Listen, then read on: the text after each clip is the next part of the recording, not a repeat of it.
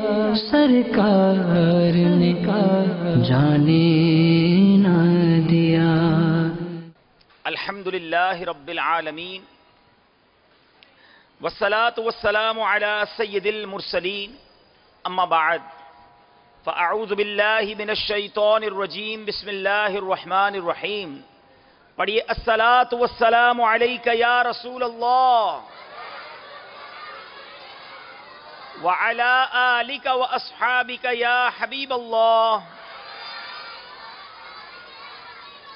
الصلاة والسلام علیک یا نبی اللہ وعلی آلک واصحابک یا نور اللہ۔ میرے میٹھے اور پیارے اسلامی بھائیوں اور مدنی چینل کے ناظرین، آئیے کچھ اچھی اچھی نیتیں کر لیتے ہیں۔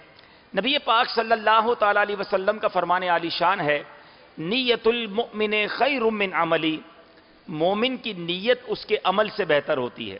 سب سے پہلے یہ نیت کرتے ہیں کہ اللہ کی رضا کے لیے اول تا آخر بیان میں شرکت کروں گا، بات چیت کرنے سے بچتے ہوئے، ادھر ادھر دیکھنے سے بچتے ہوئے، ممکن ہوا تو بیان کی تعظیم کی نیت سے دو زانو بیٹھ کر بیان سنوں گا۔ تو آپ میں سے جن کے لیے پاسبل ہو، ممکن ہو، وہ دو زانو بیٹھ جائیں جس طرح اتحیات میں بیٹھتے ہیں۔ ایک اور نیت کر لیں کہ موبائل فون کے استعمال سے بچ کر میں بیان سنوں گا، جس مقصد کے لیے آئے ہیں، جو سننے آئے ہیں، وہ آپ توجہ سے سن سکیں۔ تو یہ بھی نیت کر لیجئے۔ درود پاک پڑھنے کے بے شمار فضائل و برکات ہیں، بہت ساری احادیث، بہت سارے واقعات درود پاک کے فضائل میں ملتے ہیں۔ آج میں بالخصوص مدنی منوں کی توجہ چاہوں گا۔ مدنی چینل پر بھی جتنے مدنی منع، مدنی منیاں ہیں، وہ اگر ہو سکے تو سلسلے میں شامل ہو جائیں کہ آج جو بیان ہوگا، یوں سمجھ لیجئے مختلف مبارک ہستیوں کا مبارک بچپن بیان کریں گے۔ اللہ والوں کا بچپن کیسا تھا، اور بڑی خوبصورت ہستیاں ہیں جن کے بارے میں آج ہم سنتے ہیں، مگر ان کا اپنا بچپن کیسا تھا۔ تو یوں گویا سمجھ لیجئے کہ مدنی منوں، مدنی منیوں کی باتیں ہوں گی، اور ان سے ہم سب کو کچھ سیکھنے کو ملے گا۔ یقیناً بڑے بھی سنیں، کیونکہ آپ کے بھی مدنی منع ہیں، آپ کی بھی مدنی منیاں ہیں۔ ہمیں کیسی تربیت کرنی ہے، اللہ والوں کا بچپن کیسا گزرا۔ درود پاک کی فضیلت بھی ایک مدنی منی کے بارے میں سنیں گے۔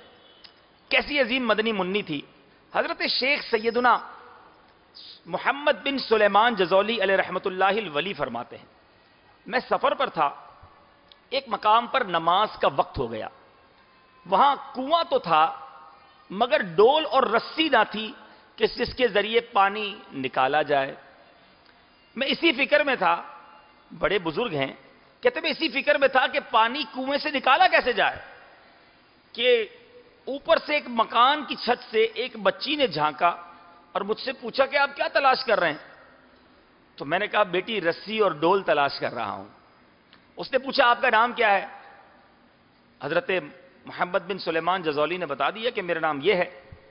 بچی نے حیرت سے کہا، مدنی منی نے، کہ آپ وہی ہیں جن کی شہرت کے ڈنکے بج رہے ہیں، آپ کا تو بڑا نام ہے، اور آپ کا حال یہ ہے کہ آپ کنویں سے پانی باہر نہیں نکال سکتے۔ یہ کہہ کر اس مدنی منی نے کنویں میں تھوک دیا۔ چھوٹی بچی ہے، مگر اس تھوک کا کنویں میں جانا تھا کہ آنن فانن کنویں کا پانی اوپر آ گیا، بغیر رسی اور ڈول کے پانی اوپر آیا۔ حضرت نے وضو کیا، پانی کو استعمال کیا۔ اب بچی سے اس مدنی منی سے فرمایا کہ بیٹا یہ بتاؤ کہ تمہیں یہ کمال کیسے حاصل ہوا؟ آج بھی اگر پانی نکالنا ہو کسی کنویں سے تو دو تین ہی طریقے ہیں، یا تو رسی ڈول ڈال کے نکالیں یا بورنگ کر کے نکالیں، مگر یہ تو کہیں نہیں سنا کہ جناب کوئی اپنا تھوک پھینک دے اور پانی آٹومیٹکلی اوپر آ جائے۔ حضرت شیخ محمد بن سلیمان جزولی فرماتے بیٹا یہ تو بتاؤ یہ کمال کیسے حاصل ہوا؟ سبحان اللہ، مدنی منوں، مدنی منیوں سنو۔ وہ کہتی ہے میں بکثرت یعنی زیادہ بہت زیادہ درود پاک پڑھتی ہوں، اسی کی برکت سے یہ کرم ہوا ہے۔ اب حضرت شیخ محمد بن سلیمان جزولی بہت بڑے بزرگ ہیں، مگر آپ کہتے ہیں اس بچی کے اس واقعے سے انسپائر ہو کر، متاثر ہو کر میں نے نیت کر لی کہ میں درود پاک سے متعلق کتاب لکھوں گا۔ اور آپ جانتے ہیں وہ کون سی کتاب انہوں نے لکھی؟ آپ دنیا کے کسی کونے میں چلے جائیں، قرآن پاک پڑھنے والے تو یقیناً مشرق و مغرب میں آپ کو ملیں گے، مگر چند کتابیں ایسی ہیں جو دنیا میں ہر جگہ آپ کو مل جائیں گی، اور یہ وہی کتاب ہے جس کو آج ہم دلائل الخیرات شریف کے نام سے جانتے ہیں۔ یہ دلائل الخیرات شریف محمد بن سلیمان جزولی رحمۃ اللہ تعالی نے لکھی ہے۔ اللہ نے اتنی شہرت دی اس کتاب کو، ساری دنیا کے عاشقان رسول میں یہ مقبول کتاب ہے، مگر اس کتاب کو لکھنے کی جو وجہ بنی، جو اس کے پیچھے راز تھا، وہ یہ تھا کہ آپ ایک بچی سے متاثر ہوئے تھے۔ اللہ نے اس بچی کو درود پاک پڑھنے کی برکت سے وہ کمال دیا کہ وہ بچی نے کنویں میں تھوکا، وہ کنویں کا پانی اوپر آ گیا۔ آپ نے اس واقعے سے متاثر ہو کر درود پاک کی بارے میں کتاب لکھی۔ اللہ عز و جل کی ان پر رحمت ہو، ان کے صدقے ہماری مغفرت ہو۔ ہمیں سیکھنے کو کیا ملا کہ ہمیں بھی اپنی زندگی میں درود پاک کو معمول بنانا چاہیے۔ اے مدنی منوں، مدنی منیوں، بڑے اسلامی بھائیوں، اسلامی بہنوں، مدنی چینل کے ناظرین، آئیے نیت کرتے ہیں کہ انشاءاللہ ساری زندگی روزانہ کثرت کے ساتھ درود پاک پڑھیں گے۔ اچھا، یہ لفظ کئی بار سنا نا، کثرت کے ساتھ درود پاک پڑھیں گے، کثرت کے ساتھ پڑھیں گے۔ ہمیں کیسے پتہ چلے کہ ہم کثرت سے درود پڑھتے ہیں کہ نہیں پڑھتے؟ علماء نے بڑی پیاری ڈیفینیشن بیان کی، ایک تعداد بیان کی کہ جو کوئی شخص کم از کم ایٹ لیسٹ 313 مرتبہ درود پاک روزانہ پڑھ لے، وہ کثرت کے ساتھ درود پاک پڑھنے والوں میں شامل ہو جاتا ہے۔ اب 313 بار پڑھنے میں کتنی دیر لگتی؟ 10 منٹ مشکل سے لگتے ہوں گے، 12 منٹ لگتے ہوں گے۔ کیوں؟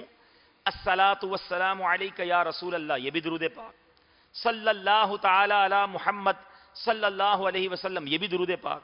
تو اتنا مختصر درود پاک آپ پڑھیں تو 313 بار بہت جلدی ہو جاتا ہے۔ تو نیت کریں انشاءاللہ روزانہ کم از کم 313 بار درود پاک پڑھیں گے۔ قربان جائیے امیر اہل سنت پر، آپ نے ہمیں مدنی انعامات کا تحفہ دیا ہے، اور مدنی انعامات بھی یہ ہیں کہ کیا آپ نے آج کم از کم 313 مرتبہ درود پاک پڑھ لیا؟ تو یہ مدنی انعامات پر عمل کریں تو ایسی پیاری پیاری باتیں ہمیں حاصل ہو جاتی ہیں۔ بہرحال مبارک بچپن، سب سے پہلے بچپن کس کا بیان کریں؟ اس کا بیان کرتے ہیں کہ جن کے صدقے یہ کائنات بنی ہے۔ وہ جو نہ تھے تو کچھ نہ تھا، وہ جو نہ ہو تو کچھ نہ ہو، جان ہے وہ جہان کی، جان ہے تو جہان۔ نبی پاک علیہ الصلوۃ والسلام وہ مبارک ہستی ہیں کہ آپ کی آمد سے پہلے معجزات کا، بڑے حیرت ناک واقعات کا ظہور شروع ہو گیا۔ گویا یہ اطلاع دی جا رہی تھی کہ آئی نئی حکومت، سکہ نیا چلے گا، آئی نئی حکومت، سکہ نیا چلے گا، عالم نے رنگ بدلا، صبح شب ولادت۔ میرے آقا جب دنیا میں تشریف لائے، نبی پاک علیہ الصلوۃ والسلام کے جب بی بی آمنہ فرماتی میرے آقا تشریف لائے تو ایسا نور چمکا کہ آپ نے مکہ مکرمہ میں رہتے ہوئے شام کے، یمن کے محلات کو دیکھ لیا۔ جو آقا دنیا میں آئیں تو ایسا نور چمکے تو پھر ہم کیوں نہ کہیں نور والا آیا ہے، نور لے کر آیا ہے، سارے عالم میں یہ دیکھو کیسا نور چھایا ہے۔ الصلاۃ والسلام علیک یا رسول اللہ، الصلاۃ والسلام علیک یا حبیب اللہ، الصلاۃ والسلام علیک یا رسول اللہ، الصلاۃ والسلام علیک یا حبیب اللہ۔ نبی پاک علیہ الصلوۃ والسلام کے بچپن کے اتنے واقعات ہیں اور ایسے ایسے کمالات ہیں کہ ہم بیان کرتے چلے جائیں، ایک بیان تو کیا کرتے چلے جائیں، وہ واقعات بھی ہم پورے بیان نہیں کر سکتے۔ حصول برکت کے لیے چند باتیں۔ نبی پاک علیہ الصلوۃ والسلام نے ابو لہب کی لونڈی، سب سے پہلے نبی پاک علیہ الصلوۃ والسلام نے ابو لہب کی لونڈی حضرت سویبہ کا دودھ نوش فرمایا، اور پھر اپنی والدہ ماجدہ حضرت آمنہ رضی اللہ تعالی عنہا کے دودھ سے سیراب ہوتے رہے۔ پھر حلیمہ سعدیہ رضی اللہ تعالی عنہا ہمارے آقا کو اپنے ساتھ لے گئیں اور اپنے قبیلے میں رکھ کر نبی پاک علیہ الصلوۃ والسلام کو دودھ پلاتی رہیں، اور یہ زمانہ نبی پاک علیہ الصلوۃ والسلام کا وہیں اس قبیلے میں گزرا۔ عرب کے لوگوں کی اس زمانے میں یہ عادت تھی کہ اپنے بچوں کو دودھ پلانے کے لیے گرد و نواح میں، اطراف کے علاقوں میں، گاؤں میں بھیج دیتے، اس کی کئی وجوہات تھیں۔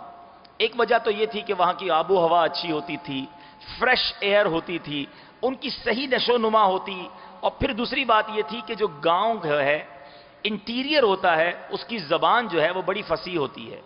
اس کی جو گاؤں کی زبان عربی تھی وہ بڑی فصیح تھی، صاف تھی۔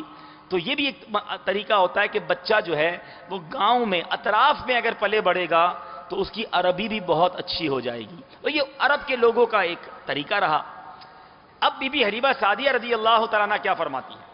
کہتی میں بنی سعد کی عورتوں کے ساتھ بچوں کو دودھ پلانے کے لیے تلاش میں مکہ کے لیے چلی، مگر اس سال عرب میں بڑا قحط تھا، ہم خود بھوکے تھے، اور میرا تو حال یہ تھا کہ میرے جانور بھی لاغر، میرا خچر بھی لاغر، میری اونٹنی بھی لاغر، نہ اونٹنی کے دودھ تھا نہ میرے پاس دودھ تھا۔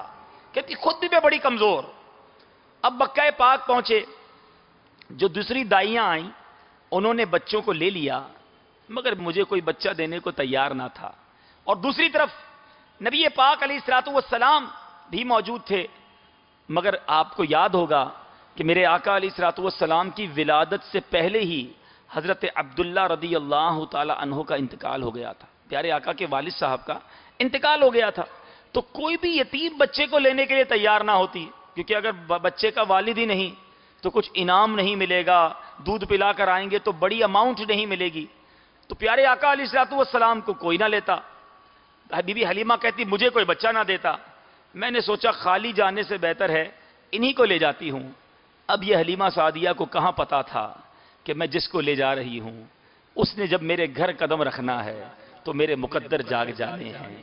دنیا بھر میں لاکھوں دائیاں گزری ہوں گی، مگر جو تذکرہ صبح قیامت تک بی بی حلیمہ سعدیہ رضی اللہ تعالی عنہ کا ہوتا رہے گا، یہ فقط نبی پاک علیہ الصلوۃ والسلام کی نسبت کا صدقہ ہے۔ سبحان اللہ۔ بی بی حلیمہ سعدیہ رضی اللہ تعالی عنہ کہتی ہیں جب مکے کو آ رہی تھی میرے خچر کا حال یہ تھا، میری اونٹنی کا حال یہ تھا کہ بار بار قافلے والے آگے بڑھ جاتے، میں پیچھے رہ جاتی، قافلے والوں کو جوائن کرنا مشکل ہو جاتا کیونکہ میرا خچر بڑا لاغر تھا، بڑا سلو چلتا تھا، قافلے والوں کو رک کر میرا انتظار کرنا پڑتا۔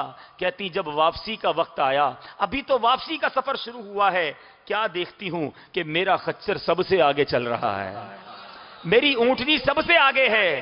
قافلے والے کہتے اے حلیمہ کیا جانور کو تبدیل کر لیا ہے؟ کیا جانور تبدیل کر لیا؟ یہ ماجرا کیا ہے؟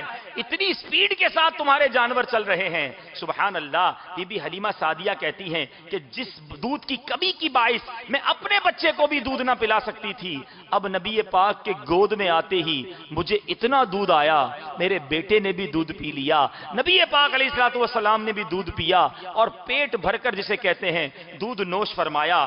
اب بی بی حلیمہ سعدیہ کہتی میں اپنے گھر آئی، اپنے گھر پہنچی، اب یہاں پر کیا دیکھتی ہوں کہ گھر میں رحمتوں برکتوں کا نزول نظر آ رہا ہے۔ میرے شوہر کہتے ہیں اے حلیمہ تم بڑا ہی مبارک بچہ لائی ہو۔ حضرت حلیمہ سعدیہ کہتی مجھے بھی بڑی امید ہے، ایسا محسوس ہوتا ہے یہ بچہ اللہ کی رحمت کے طور پر ہمیں ملا ہے۔ حضرت حلیمہ سعدیہ مکہ پاک سے گاؤں کی طرف روانہ ہوئی۔ اب جب اپنے شہر پہنچتی ہیں تو وہاں پر آپ کی بکریاں بڑی لاغر تھیں، جن بکریوں کو آپ چرایا کرتی، آپ کے بچے چراتے، وہ بڑی کمزور تھیں۔ فرماتی جیسے نبی پاک کو لے کے گھر میں داخل ہوتی ہوں ساری بکریوں کے تھن دودھ سے بھر جاتے ہیں۔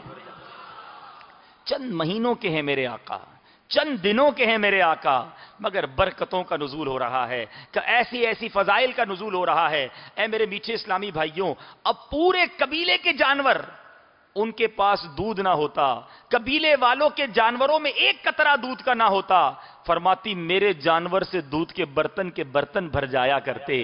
اب نبی پاک علیہ الصلوۃ والسلام کی برکت یہ تھی کہ میرے جانور جہاں چرنے جاتے، جس گھاس کو کھانے جاتے، واپس آتے جانور بڑے فربا صحت مند ہونے لگے۔ قبیلے والے حیران ہیں، ہمارے علاقے میں قحط ہے، چراگاہیں ویران ہیں، جانور سوکھ گئے ہیں، یہ حلیمہ کے جانوروں کو کیا ہو گیا ہے؟ یہ بڑی تیزی سے گرو کر رہے ہیں، بڑی تیزی سے بڑھ رہے ہیں۔ مشورہ کیا ایسا کرو اپنے جانور جانور بھی وہیں بھیجو جہاں حلیمہ سعدیہ کے جانور جاتے ہیں۔ لوگوں نے اپنے جانور ان کے جانور کے ساتھ بھیجنے شروع کر دیے، مگر جب جانور واپس آتے باقی سب کے جانور ویسے ہی کمزور رہتے، مگر حلیمہ سعدیہ رضی اللہ تعالی عنہا کے جانور یہ موٹے تازے فربا ہوتے جا رہے ہیں، فریش ہوتے جا رہے ہیں، دودھ دیتے جا رہے ہیں۔ اے میرے میٹھے اور پیارے اسلامی بھائیوں، نبی پاک علیہ الصلوۃ والسلام کے قدم رکھنے سے سبحان اللہ کیا برکتیں آئی ہیں۔ پنجابی شاعر لکھتا ہے نا کہ واقعی بی بی حلیمہ سعدیہ کے نصیب جاگ گئے تھے کہ میرے آقا ان کے گھر تشریف لائے۔ لکھتے ہیں دائی حلیمہ جاگ اٹھے تیرے بڑے نصیب، دائی حلیمہ جاگ اٹھے، دائی حلیمہ جاگ اٹھے تیرے بڑے نصیب، گودی وچ تیری احمد مختار آ گیا۔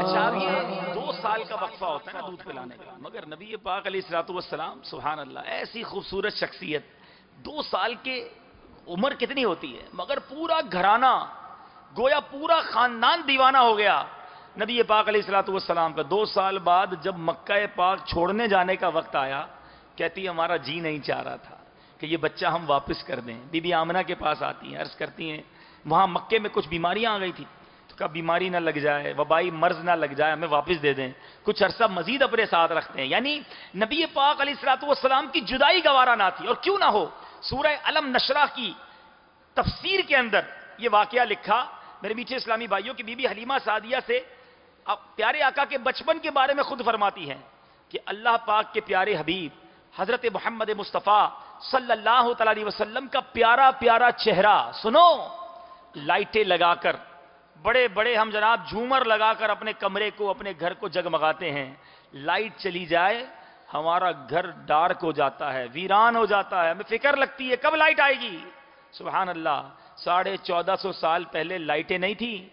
بی بی حلیمہ کہتی ہیں میرے آقا کا چہرہ اتنا نور والا اور رات کو ایسا چمکتا تھا کہ اجالا کرنے کے لیے چراغ کی ضرورت نہ پڑتی تھی۔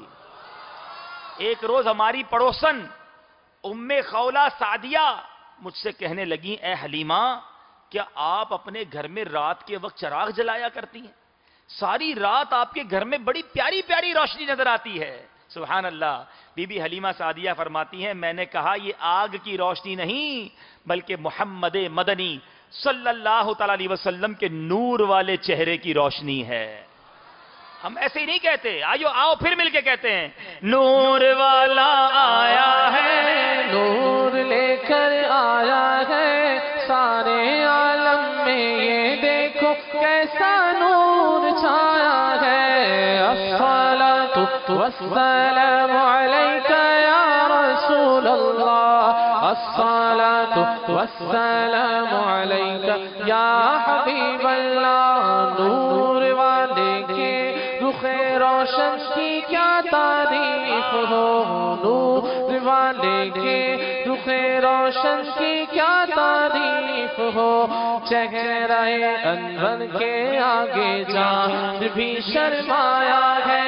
نور والے ہم گناہگاروں کے گھر بھی روشنی، آ کے کر دو نور تم نے ہر جگہ پھیلایا ہے۔ نور والا آیا ہے، نور لے کر آیا ہے سارے عالم میں، یہ دیکھو کیسا نور چھایا ہے۔ الصلاۃ والسلام علیک یا رسول اللہ، الصلاۃ والسلام علیک یا حبیب اللہ۔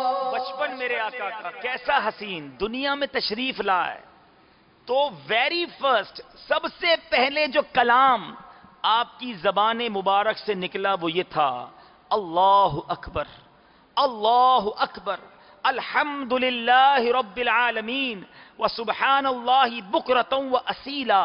میرے آقا دنیا میں تشریف لاتے ہی اپنے رب کا ذکر فرما رہے ہیں، اور میرے آقا علیہ الصلوۃ والسلام نے عام بچوں کی طرح کبھی اپنے کپڑوں میں بول و براز نہیں کیا، مقررہ وقت پر رفع حاجت فرماتے۔ سبحان اللہ، نبی پاک علیہ الصلوۃ والسلام کیسے نور والے، آقا تو نور والے ہیں۔ سنو سنو، میرے آقا کا کھلونا بھی نور کا تھا۔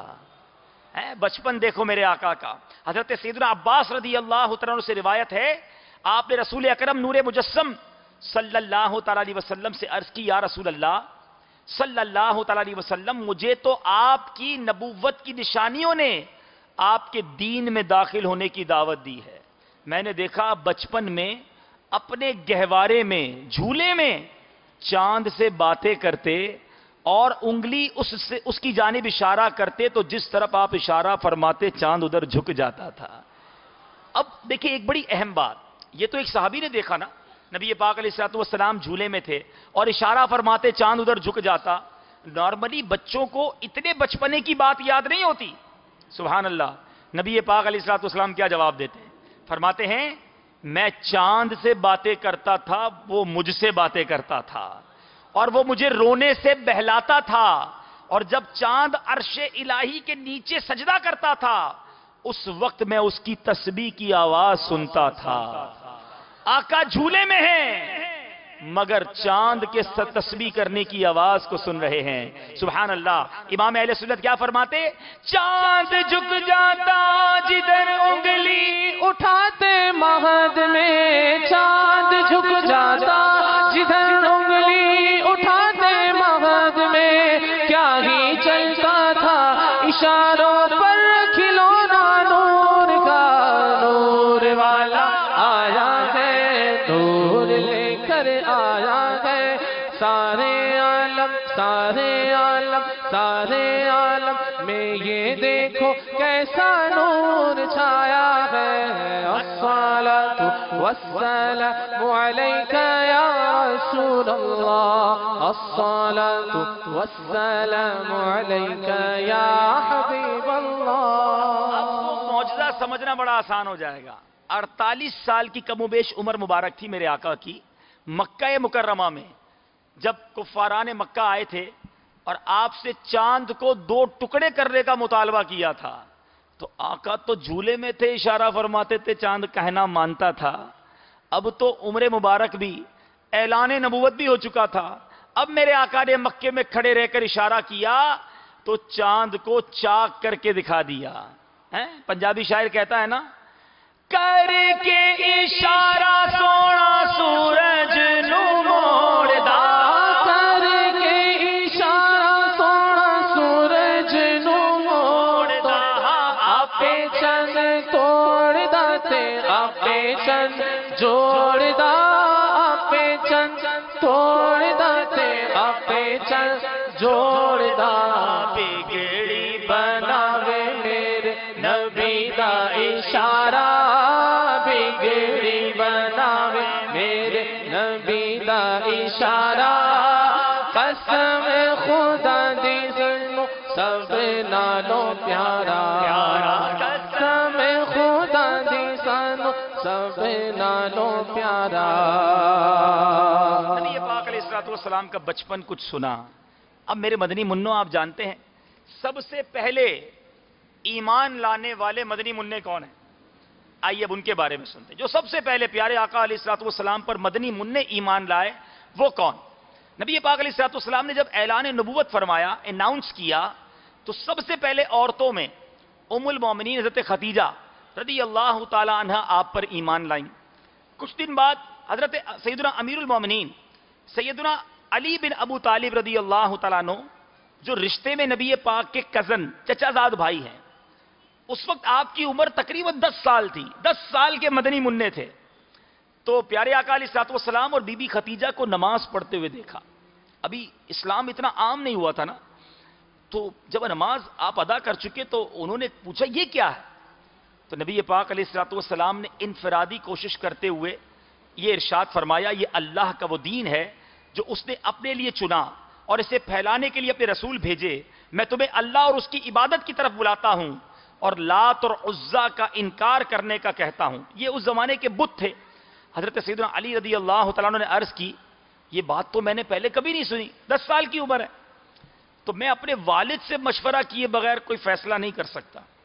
پیارے آقا علیہ الصلوۃ والسلام نے فی الحال اس بات کو راز میں رکھنے کا کہا، فرمایا کہ اگر اے علی تم اسلام قبول نہیں کرتے تو خاموش رہنا، کسی کو کہنا مت۔ مگر اسی رات حضرت علی رضی اللہ تعالیٰ عنہ کے دل میں اللہ نے اسلام کی محبت ڈال دی۔ صبح ہوتے ہی نبی پاک علیہ الصلوۃ والسلام کی خدمت میں حاضر ہوئے، عرض کی کہ آپ صلی اللہ تعالی علیہ وسلم نے مجھ پر کیا پیش فرمایا تھا؟ میرے آقا نے ارشاد فرمایا تم اس بات کی گواہی دو کہ اللہ کے سوا کوئی معبود نہیں، وہ ایک ہے، اس کا کوئی شریک نہیں، اور لات اور عزا کا انکار کر دو اور اللہ تعالیٰ کا مثل ماننے سے بری ہو جاؤ۔ حضرت علی رضی اللہ تعالیٰ عنہ نے فقط 10 سال کی عمر میں پیارے آقا کی اس بات کو ایکسپٹ کیا، مانا اور اسلام قبول کر لیا۔ سبحان اللہ۔ آج آپ کو بتاؤں مدنی منوں بالخصوص، بلکہ ہمارے بڑوں کو بھی نہیں پتا ہوگا، مولا علی کے ساتھ ایک جملہ، ایک ہم لفظ کہا کرتے ہیں کرم اللہ تعالی وجہہ الکریم۔ باقی صحابہ کے ساتھ ہم رضی اللہ تعالی عنہ کہتے ہیں، یہ مولا علی کرم اللہ تعالی وجہہ الکریم کیوں کہتے ہیں؟ اس کی وجہ یہ ہے اللہ تعالیٰ نے ان کے چہرے کو، اس کا معنی بنتا ہے اللہ نے ان کے چہرے کو بڑا عزت، بڑا وقار، بڑا مرتبہ دیا، اس لیے کہ انہوں نے کبھی بھی، ان کے چہرے نے، ان کے سر نے کسی غیر خدا کے سامنے سر نہیں جھکایا۔ پیارے آقا کی آغوش میں ہی بڑے ہوئے، بچپن ہی سے پیارے آقا کے ساتھ، اور 10 سال کی عمر میں تو ایمان ہی لے آئے۔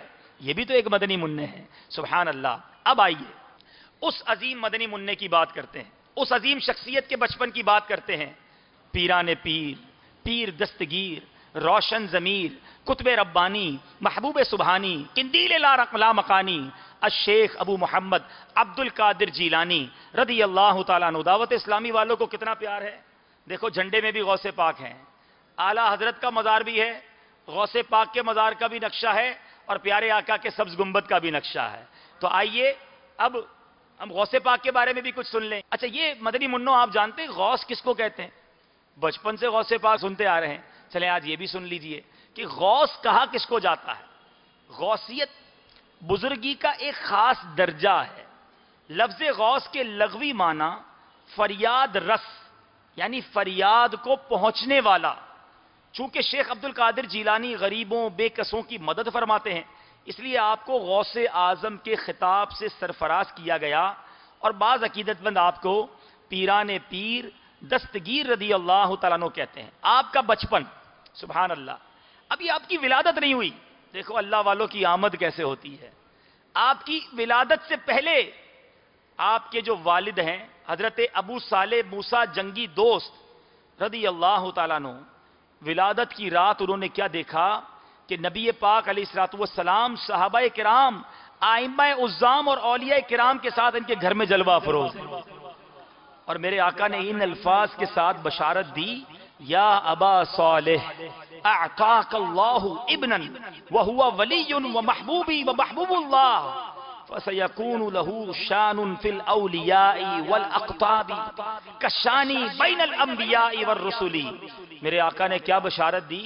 اے ابو صالح، اللہ عز و جل تمہیں ایسا فرزند عطا فرمایا ہے جو ولی ہے، اور وہ میرا اور اللہ کا محبوب ہے، اس کی اولیاء اور اقطاب میں ویسی شان ہوگی جیسی انبیاء اور مرسلین میں میری شان ہے۔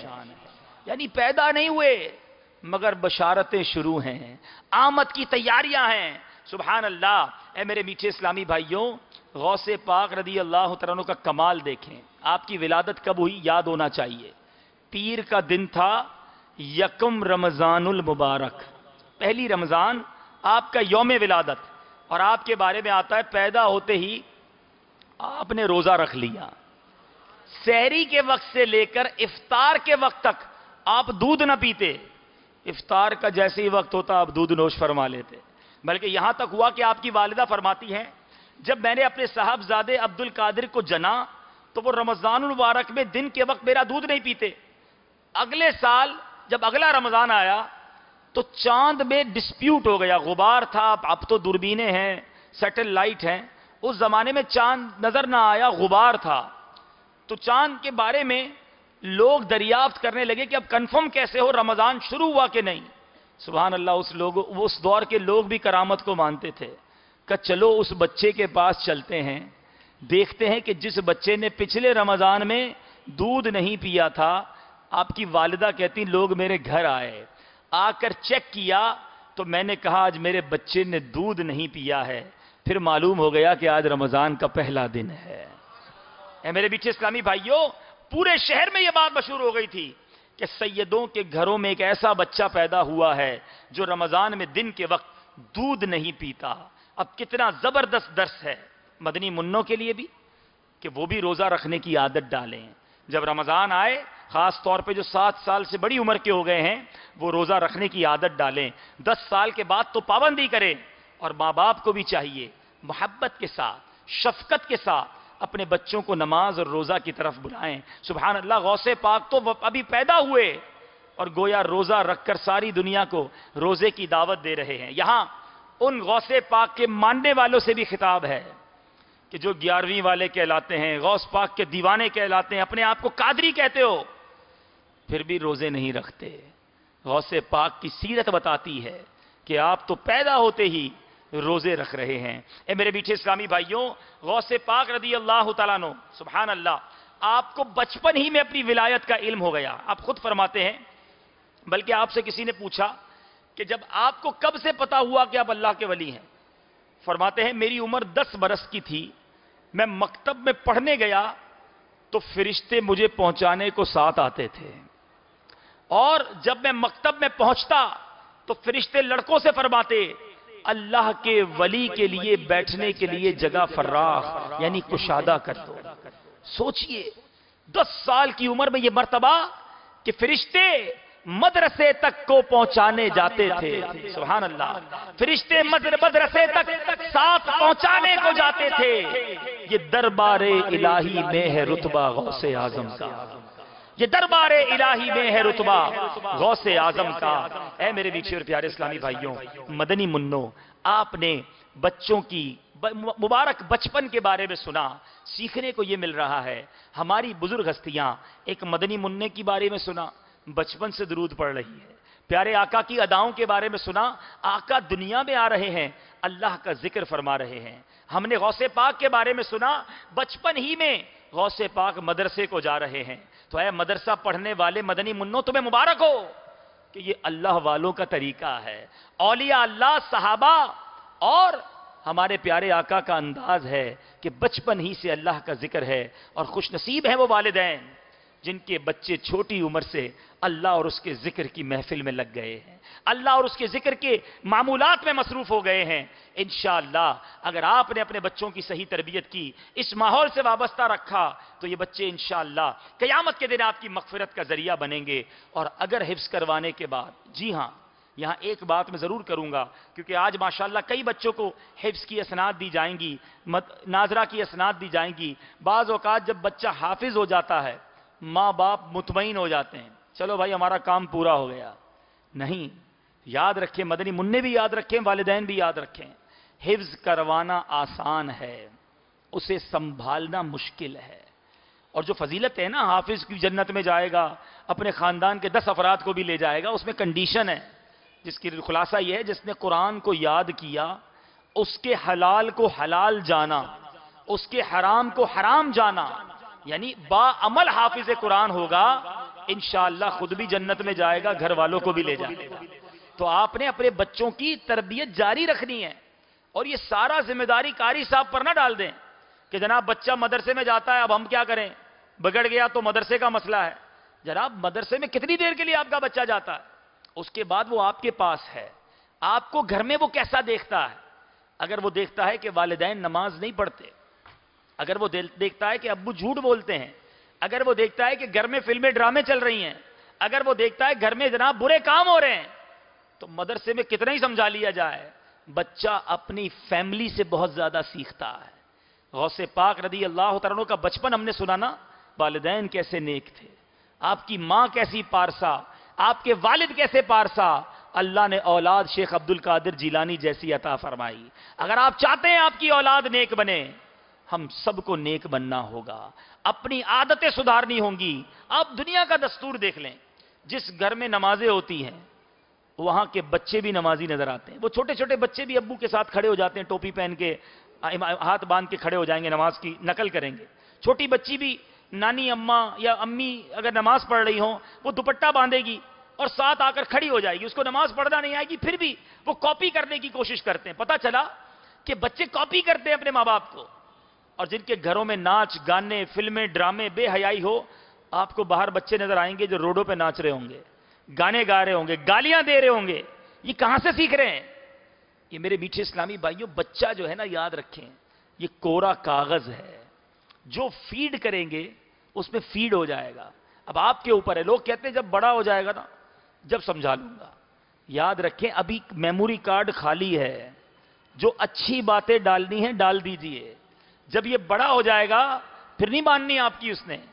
چھوٹا درخت جو ہو نا, بالکل چھوٹا سا پودا ہو, اس کو آپ یوں کر دیں تو یوں ہو جائے گا, یوں کر دیں تو یوں ہو جائے گا. تھوڑا مضبوط ہو جائے, درخت بن جائے, اب سب مل کے بھی ٹیڑھا کریں وہ ٹیڑھا نہیں ہوتا. تو چھوٹی عمر ہی میں تربیت کرنی ہے. اور اچھی اولاد, نیک اولاد, یہ تو انبیاء کی دعا ہے. یعنی قرآن پاک میں دعائیں موجود ہیں. حضرت سیدنا زکریا علیہ نبینا علیہ الصلوۃ والسلام نے دعا مانگی, قرآن میں ہے ربی حبلی من لدنک ذریۃ طیبہ انک سمیع الدعاء. ترجمہ کنز ایمان, اے رب میرے مجھے اپنے پاس سے دے ستھری اولاد, بے شک تو ہی دعا سننے والا ہے. انبیاء دعا کرتے یا اللہ ستھری اولاد دے. سبحان اللہ. حضرت سیدنا ابراہیم خلیل اللہ علی نبینا علیہ الصلوۃ والسلام اپنی آنے والی نسلوں کی نیک بننے کے لیے کس طرح دعا کرتے, رب اجعلنی مقیم الصلاۃ ومن ذریتی ربنا وتقبل دعاء. اے میرے رب مجھے نماز قائم کرنے والا رکھ اور کچھ میری اولاد کو اے ہمارے رب اور میری دعا سن لے. اے میرے میٹھے اسلامی بھائیوں, یاد رکھیں انسان جب دنیا سے جاتا سارے اعمال ڈسکنیکٹ ہو جاتے ہیں. بک آف ڈیڈ اعمال نامہ کلوز ہو جاتا ہے, مگر چند اعمال جاری رہتے ہیں. میرے آقا علیہ الصلوۃ والسلام کا فرمان, جب آدمی مر جاتا ہے تو اس کے اعمال کا سلسلہ منقطع ہو جاتا ہے سوائے 3 کاموں کے کہ ان کا سلسلہ جاری رہتا ہے. اب 3 کام کر کے جانے, دنیا سے جانے سے پہلے یہ 3 کام ہم سب نے کرنے ہیں, کیونکہ ورنہ تو آنا ہی کچھ نہیں. آقا نے فرما دیا منقطع, ڈسکنٹینیو. اے میرے یہاں موجود اسلامی بھائیوں اور اے مدنی چینل کے ناظرین, ٹرائی ٹو ریئلائز, سمجھیے کہ مرنے سے پہلے یہ 3 کام کرنے ہیں تاکہ جب قبر میں جاؤں تو اکیلا نہ رہ جاؤں, پیچھے تحفے پہنچتے رہیں, نیکیاں پہنچتی رہیں. وہ 3 کام کون سے, غور سے سنیے. آقا علیہ الصلوۃ والسلام نے فرمایا صدقہ جاریہ.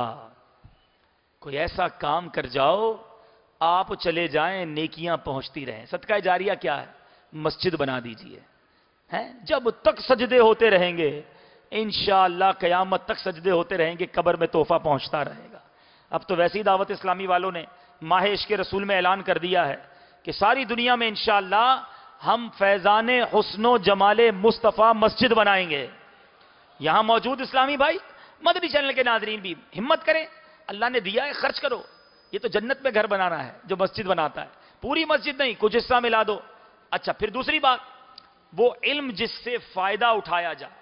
سبحان اللہ, وہ علماء اللہ ان کو سلامت رکھے جو کتابیں لکھ کر جاتے ہیں, تفسیریں لکھ دیں, حدیثوں کی کتابیں لکھ دیں. ماشاءاللہ یہ ہمارے اساتذہ بڑے نیک ہیں, بڑے خوش نصیب ہیں, انہوں نے کئی حفاظ بنا دیے, کئی شاگرد چھوڑ کے جائیں گے. یہ دنیا سے جائیں گے, ان کے شاگرد علم پھیلاتے رہیں گے, انہیں صدقہ جاریہ پہنچتا رہے گا. تیسری بات, میرے آقا فرماتے ہیں نیک اولاد جو اس کے حق میں دعائے خیر کرے, یہ وہ صدقہ جاریہ ہے, وہ نیکی ہے کہ آپ چلے جائیں گے قبر میں, اگر اولاد نیک چھوڑی ہوگی تو ماں باپ کو قبر میں بھی تحفے پہنچتے رہیں گے. اب سوچ لیجئے یہاں موجود اسلامی بھائی اور میرے مدنی چینل کے ناظرین کہ آج ہم اپنی اولاد کی تربیت کیسی کر رہے ہیں. آج یہ تو خیال ہے کہ میرا بچہ کمپیوٹر انجینئر بن جائے, آج یہ تو خیال ہے میرا بچہ فلاں ڈگری ہولڈر بن جائے, آج یہ تو خیال ہے میرا بچہ بڑی انگریزی اچھی بول لے. آج باپ اپنے بچے کا تعارف کرواتے ہوئے بڑے فخر سے کہتا ہے میرے بچے نے فلاں یونیورسٹی سے ماسٹرز کیا ہے, وہاں سے بیچلر کیا ہے, وہاں جا کر یہ انسٹیٹیوٹ جوائن کیا ہے.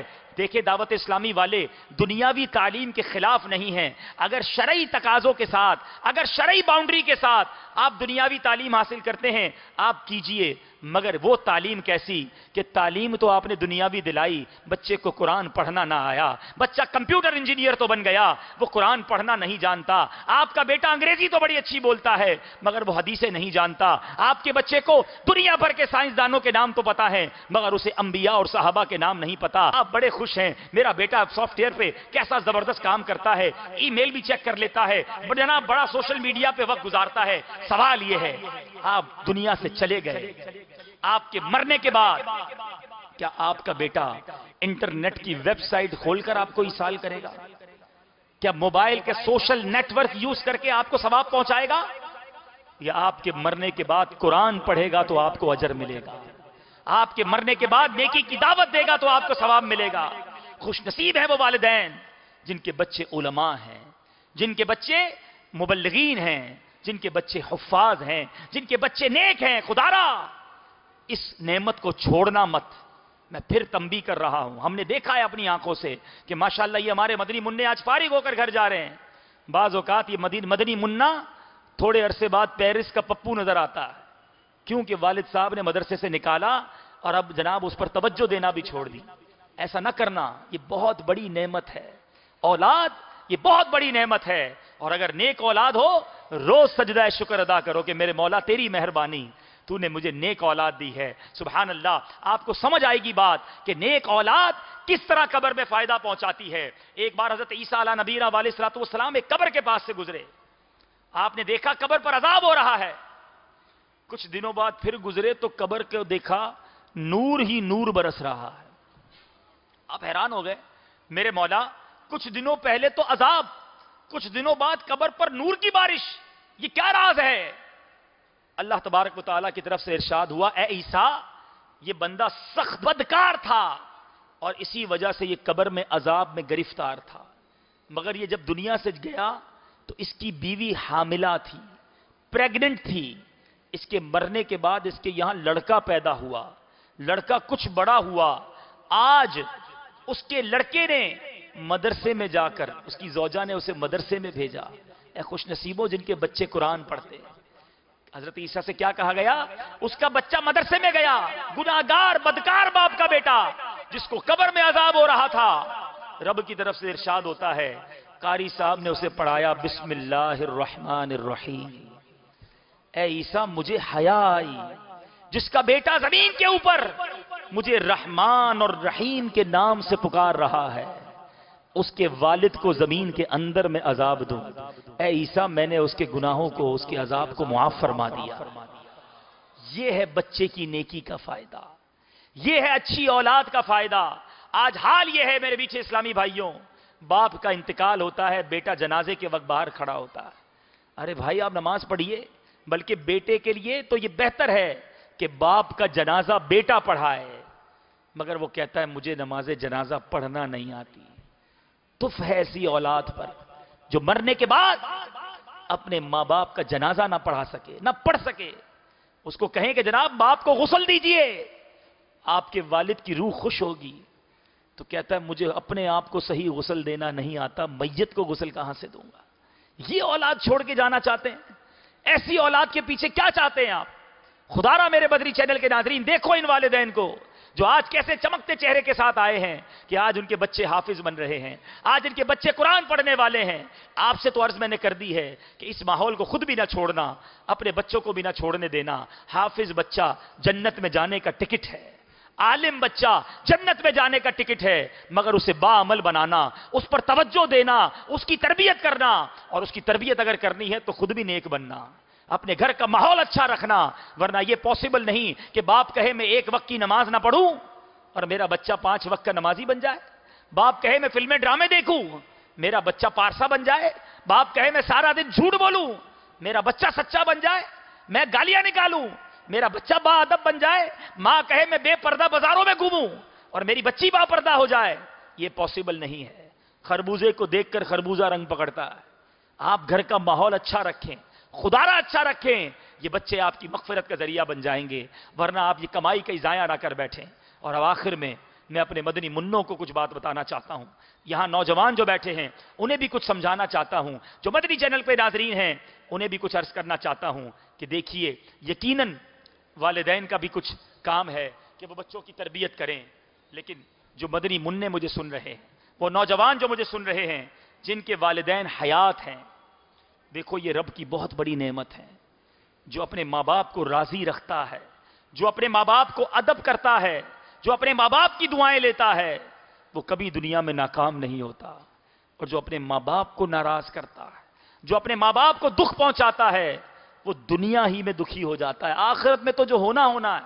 یہ بزرگ بیٹھے میرے ساتھ، پوچھو ان سے، اور گناہوں کی سزا تو شاید ہم دیکھ پائیں تو لوگوں کو، اللہ نہ کرے ہمیں کبھی کوئی سزا ہو، مگر جو عذاب سنے نظر نہیں آتے، مگر ماں باپ کو ستانا یہ ایسی برائی ہے کہ اس کا صلہ بندہ اپنی زندگی میں ہی دیکھ لیتا ہے، وہ اپنی اولاد میں دیکھ لیتا ہے۔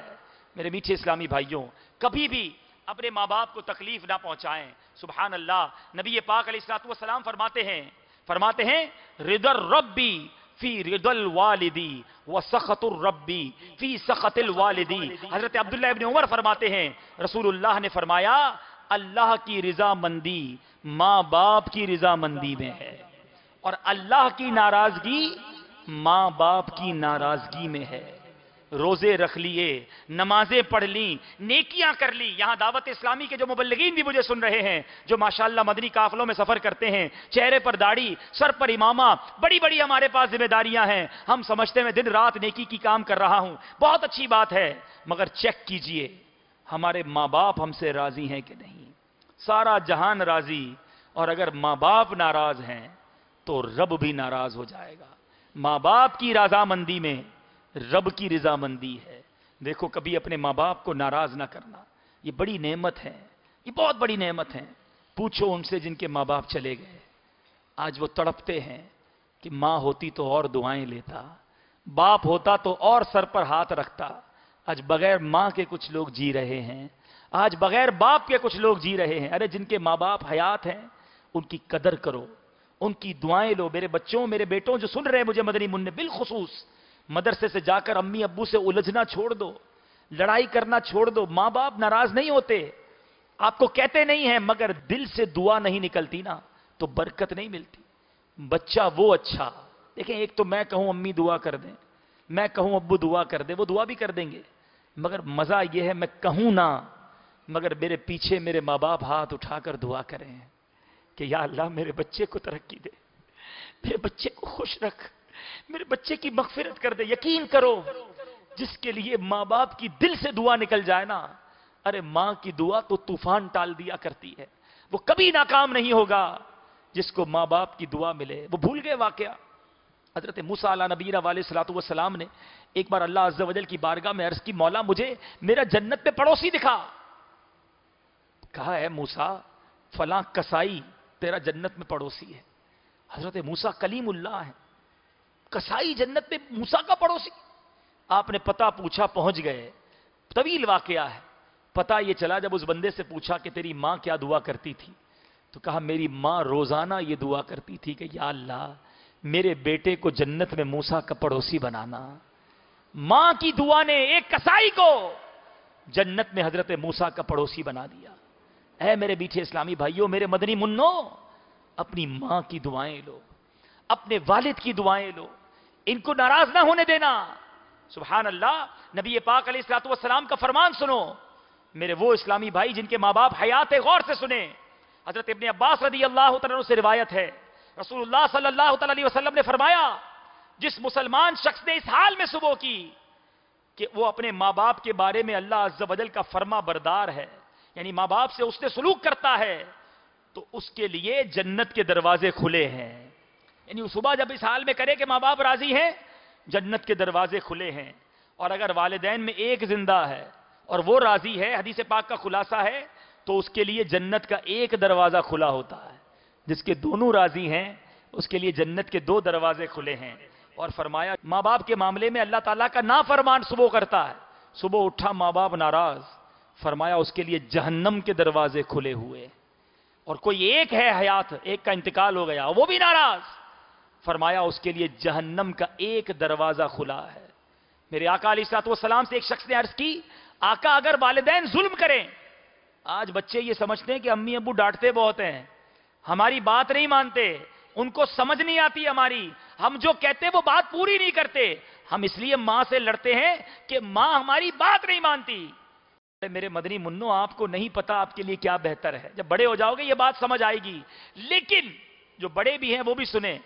جب جوان ہو جاتا نا بیٹا، باپ سے لڑ پڑتا ہے، مجھے کاروبار نہیں کرنے دیتے، مجھے اسکوٹر نہیں دلاتے، مجھے موبائل نہیں دلاتے، مجھ پر پیسے خرچ نہیں کرتے.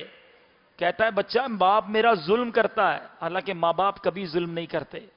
ارے دنیا میں اگر کوئی ایک پیار ہے نا، سچ بتاؤں، انکنڈیشنل لو، جس کو کہتے ہیں بے لوث محبت، کوئی غرض نہیں، وہ فقط والدین اپنے بچوں سے پیار کرتے ہیں. ورنہ ہر بندہ کسی اور سے پیار کسی مطلب کے لیے کرتا ہے. والدین کو کوئی مطلب نہیں ہوتا، انکنڈیشنل لو کرتے ہیں. کیوں؟ آپ کہیں گے بھائی بیٹے سے اس لیے پیار کرتے ہیں کہ بیٹا بڑا ہو کے کما کے دے گا، اس لیے محبت کرتے ہیں. تمہاری بھول ہے. ارے جن کے معذور بچے پیدا ہوتے ہیں، کیا ماں باپ ان سے پیار نہیں کرتے؟ اندھے بچوں سے پیار نہیں کرتے؟ لنگڑے بچوں سے پیار نہیں کرتے؟ ارے ماں باپ روز مرتے ہیں، روز جیتے ہیں اس کے لیے. وہ لنگڑا کیا بڑا ہو کے دے گا ماں باپ کو؟ وہ اندھا کیا بڑا ہو کے دے گا؟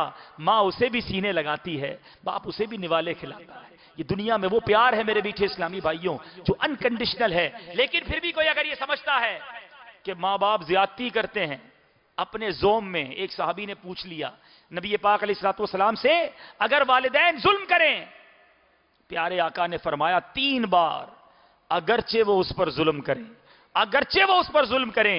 3 مرتبہ فرمایا. یعنی والدین اگر ظلم بھی کریں تو تم ان سے اچھا برتاؤ کرو، انہیں ناراض نہ ہونے دو. یہ وہ ہستیاں ہیں. آخری حدیث سنو، کیا ہستی ہیں، کیا پرسنالٹی ہیں، کیا نعمت ہے تمہارے لیے جن کے والدین حیات ہیں. سبحان اللہ. نبی پاک علیہ الصلوۃ والسلام فرماتے ہیں، ما من ولد بار ينظر الى والديه نظرة رحمة الا كتب الله بكل نظرة حجة مبرورا. میرے آقا فرماتے ہیں جو نیک بیٹا اپنے والدین کی طرف نظر رحمت سے دیکھتا ہے، فقط پیار بھری نظر سے، رحمت کی نظر سے دیکھتا ہے، اللہ عز و جل اسے ہر نظر کے بدلے ایک مقبول حج کا ثواب عطا فرماتا ہے. محبت سے دیکھو تو صحیح. سبحان اللہ. صحابی رسول نے کیسا پیارا سوال کیا. قالوا وَإِن نَظَرَ كُلَّ يَوْمٍ 100 مرة. یا رسول اللہ اگرچہ وہ ہر روز 100 مرتبہ دیکھے. ماں باپ تو گھر میں ہی ہوتے ہیں نا، بار بار دیکھ سکتا ہے. یا رسول اللہ اگر کوئی روز 100 مرتبہ دیکھے. سبحان اللہ. میرے آقا فرماتے قال نعم اللہ اکبر و اطیب. میرے آقا فرماتے ہیں اللہ بہت بڑا اور بہت پاک ہے. کوئی گویا 100 بار دیکھے 100 حج کا ثواب کماتا. تو اے میرے مدنی منوں، اے نوجوانوں جن کے ماں باپ حیات ہیں، خوب ادب کیجئے، خوب برکتیں لوٹیے، روزانہ ان کا ہاتھ چومیے، جو کہیں لبیک کہہ کر ان کا کام کریں، ان کی دل سے دعائیں لے. آخر میں ایک غلط فہمی کا ازالہ کر دوں کہ اب ہو سکتا ہے، کیونکہ ایسے بھی ماں باپ ہیں جو بچوں کو نیک کام کرنے سے روکتے ہیں. اگر ماں باپ فرض یا واجب سے روکیں، ماں کہہ دے بیٹا نماز نہیں پڑھو، اب بندہ کہے جناب ماں کا حکم ماننا ہے تو میں نماز نہیں پڑھتا. ماں کہے داڑھی نہ رکھو تو اب ماں کہتی ہے اس لیے میں داڑھی نہیں رکھتا. اب یہ یہاں بہت باریک بات ہے مگر سمجھنے والی ہے. ہمیں ماں باپ کا ادب کس نے سکھایا؟ اللہ اور اس کے رسول نے بتایا نا، قرآن اور حدیث میں نے بیان کی ہے. تو جس اللہ اور رسول نے ہمیں ماں باپ کا ادب بتایا ہے پہلے ان کی مانیں گے. اللہ اور اس کے رسول کا حکم پہلے. ہاں جہاں ماں باپ کا حکم شریعت سے نہیں ٹکرائے گا مرحبا، فوراً لبیک کہنا ہے. لیکن جہاں خالق کے حکم سے ٹکرا جائے تو اب ماں باپ کی بھی نہیں مانی جائے گی. تو یہاں یہ تطبیق بہت ضروری ہے. لیکن یہاں ایک اور غلطی ہمارے اسلامی بھائی کرتے ہیں. اجتماع میں جانا ہے، امی منع کر رہی ہیں میں جاؤں گا، آپ نیکی کے کام سے روک رہی. محفل نعت میں جانا ہے، ابو منع کر رہے بیٹا حالات خراب ہے مت جاؤ، میں نے جانا ہے. یہ نہیں. محفل میں جانا، اجتماع میں جانا، مدنی قافلے میں جانا یہ واجب نہیں ہے، یہ فرض نہیں ہے. اچھے انداز میں پیار سے محبت سے راضی کر کے جائیں، ناراض کر کے نہیں.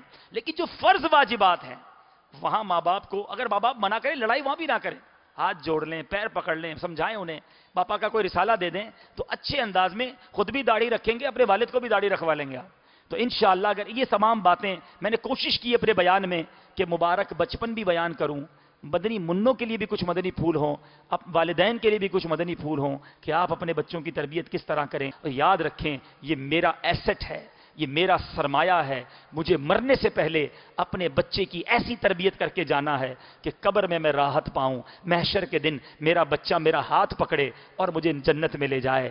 ایسی اولاد چھوڑ کے جانا اپنی زندگی کے لیے ہدف بنا لو. اللہ کریم ہم سب کو اپنی اولاد کی صحیح تربیت کرنے کی توفیق عطا فرمائے. ہماری اولاد ایسی بنا دے کہ ہماری اولاد کی وجہ سے ہمیں پنشمنٹ نہ ہو، ہمیں عذاب نہ دیا جائے. آمین بجاہ النبی الامین صلی اللہ تعالی علیہ وسلم.